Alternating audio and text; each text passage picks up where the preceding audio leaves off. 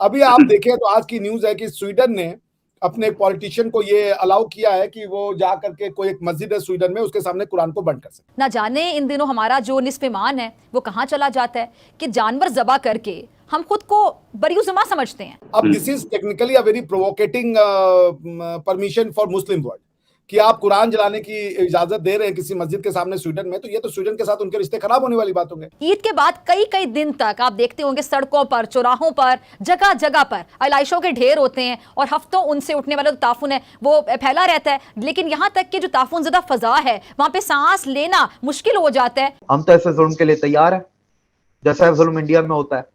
Parliament की सीटें दी हुई हैं, प्रेसिडेंट वो बन सकते हैं, चीफ इलेक्शन कमिश्नर वो बन सकते हैं, आर्मी चीफ वो बन सकते हैं, चीफ मिनिस्टर वो बन सकते हैं। Modi going on 14th of July as the chief guest of the Bastille Day in France, और 3 राइफल्स को इंडियन एयरफोर्स भेज रहा है to take part in their flag march. India इस वक्त उस स्टेज पर है कि जहां पर उसका स्टेटस, उसका स्टेचर, इस पे कोई सवाल नहीं है, लेकिन वो जगह अचीव करना चाहता है कि जहां पर पहुंचने के लिए अभी जो कुछ हर्डल्स हैं उसकी राह में, उसको दूर करने के लिए एक सुपर पावर भी उसकी अलायंस बनकर या दोस्त बनकर सामने आ गई। मैं आपको रीसेंट स्टैटिस्टिक्स देता हूं। 2017 में पाकिस्तान के अंदर 88 लाख मुस्लिम 88 लाख हिंदू थे।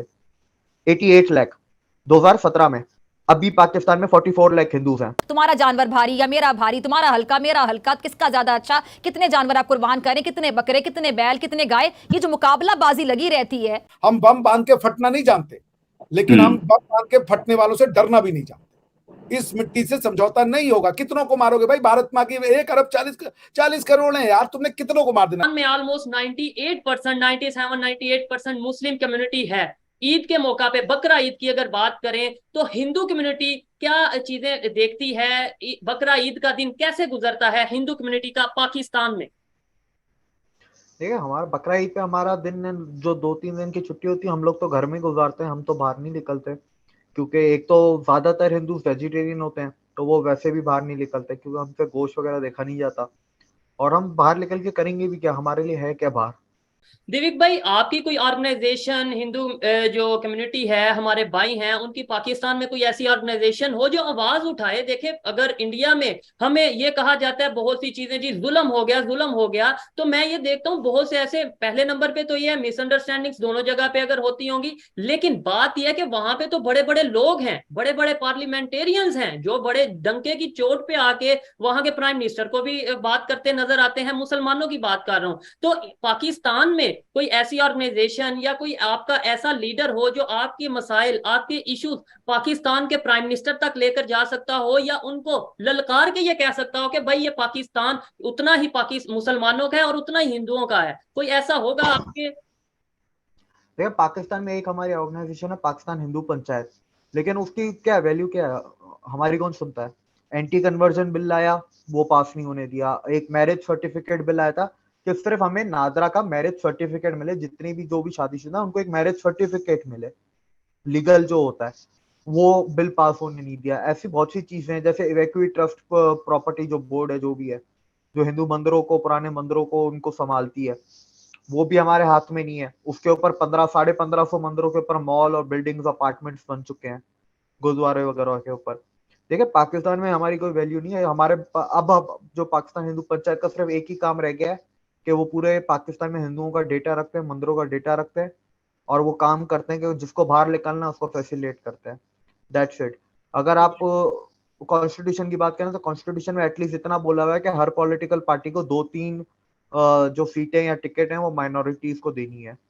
तो जैसे अभी आपने देखा होगा, अप्रैल या मार्च की बात है, जो धनेश कुमार हमारे एमएनए हैं, उन्होंने जो स्पीच दी थी पार्लियामेंट में, आप खुद सोच लें, जब एक पावरफुल बंदा, एक एमएनए लेवल का, वो सेनेट में भी है, वो मैंने कहा सेनेटर है क्या एमएनए जो भी है, जब इतना पावरफुल बंदा, जब उसको जब लोग नहीं बख्शते, तो आप गाँव देहातों का सोचें, शहरों का सोचें, जो बिजनेस करते हैं, नौकरी करते हैं, मिडिल क्लास, उनका क्या करते होंगे जब एमएनए को नहीं छोड़ते वो।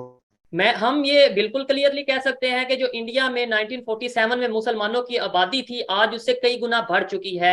जो इंडिया में मसाजिद की तादाद थी, मस्जिद थी 1947 में, आज उससे कई गुना बढ़ चुकी हैं। यही चीज अगर कोई पाकिस्तान के हिंदू से सवाल करे कि भाई जो 1947 में हिंदू कम्युनिटी थी, हिंदुओं की आबादी थी पाकिस्तान में, आज वो कितनी बड़ी है, मंदिरों की तादाद कितनी बड़ी है, तो हिंदू उसका क्या जवाब देगा?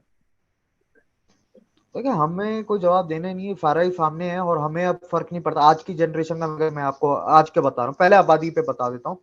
47 में शायद 24-25 थी, ऑलमोस्ट 71 में 42 जी। हाँ 71 में 13 13.5 कुछ 13.25 के आसपास थी, क्योंकि वो बांग्लादेश में से चली गई। बाकी वेस्ट पाकिस्तान में 13.25 थी। उसके बाद फिर हर जंग में लोग गए हैं। काफी माइग्रेशन आपकी जंगों के दौरान हुई, 71 में हुई, 99 में हुई। उसकी वजह ये है कि इधर पाकिस्तान में जो झूठ बोला जाता है ना, इंडिया ने हमला कर दिया, तो इंडिया पे हमला कर दिया, फिर रेडिकलाइज आपका जो आपकी कम्युनिटी आवाम है वो फिर बोलती है इंडिया ने हमला किया, हिंदुओं पे हमला करो। वो फिर उनको भगाते हैं तो वो इंडिया की तरफ भागते हैं। बॉर्डर एरिया जितने ये शालकोट, भावलपुर और ये आपके नीचे थर वाला एरिया, ये पूरा जितना भी है। उसके बाद अगर आप इस पे हैं कि 99 के बाद क्या हुआ, 99 के बाद ये हुआ जो जियाउल हक ने 80s में रेडिकलाइजेशन एजुकेशन में डाली थी, वो अब आम घरों तक, मेट्रोपॉलिटन शहरों तक पहुंचने लगी थी। कि उसके उस रेडिकलाइज एजुकेशन सिस्टम से पढ़ के लोग अब ब्यूरोक्रेट बन गए थे, अब गवर्नमेंट ऑफिसर्स बन गए थे शहरों में। वो अब आम लोगों के घरों में 2000 के बाद एक मास माइग्रेशन हुई है, अभी भी माइग्रेशन होती रही है।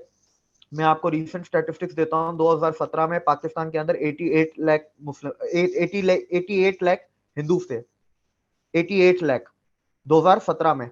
अभी पाकिस्तान में 44 लाख हिंदूज हैं, जिसमें से 3-3.5 लाख मुस्लिम और हिंदूज को मार दिया गया, कन्वर्ट कर दिया गया, और बाकी जितने भी हैं वो सारे के सारे आपके माइग्रेट करके चले गए। बहुत सारे इंडिया गए हैं, अभी भी इंडिया जा रहे हैं, कुछ दुबई गए हैं, कुछ यूरोप गए हैं। जिनको जहां जहां मौका मिला है वो यहाँ से भागा है। जिलहज हुर्मत वाले महीनों में से एक है और इसमें हज जैसी अजीम इबादत का फरीज़ा सर अंजाम दिया जाता है, कुर्बानी की जाती है। अच्छा, जो लफ्ज़ कुर्बानी है वो कुर्ब से निकला है, जिसके मायने हैं अल्लाह से नज़दीक होने के। इरशाद बारी ताला है, अल्लाह ताला तौबा करने और पाक साफ रहने वालों को दोस्त रखता है। लेकिन ना जाने इन दिनों हमारा जो निस्फ़ ईमान है वो कहाँ चला जाता है कि जानवर ज़बा करके हम खुद को बरीउज़्मा समझते हैं। ईद के बाद कई कई दिन तक आप देखते होंगे सड़कों पर, चौराहों पर, जगह जगह पर आलाइशों के ढेर होते हैं और हफ्तों उनसे उठने वाला जो ताफुन है वो फैला रहता है। लेकिन यहाँ तक कि जो ताफुन ज़दा फ़ज़ा है वहाँ पे सांस लेना मुश्किल हो जाता है, लेकिन हमें महसूस नहीं होता कि ये सब कुछ हमारी वजह से हुआ है, हम जिम्मेदार नहीं ले रहे और हम लाखों रुपए कुर्बानी पे खर्च करते हैं, चंद रुपए सफाई पर खर्च क्यों नहीं कर पाते हैं। अच्छा, इससे मुतालिक एक मौलाना साहब ने बहुत अच्छी बात की कि उन्होंने ज़रा सुनिएगा और समझिएगा। अच्छा, ये मंज़र आपको किसी और इस्लामी मुल्क में दिखाई नहीं देगा।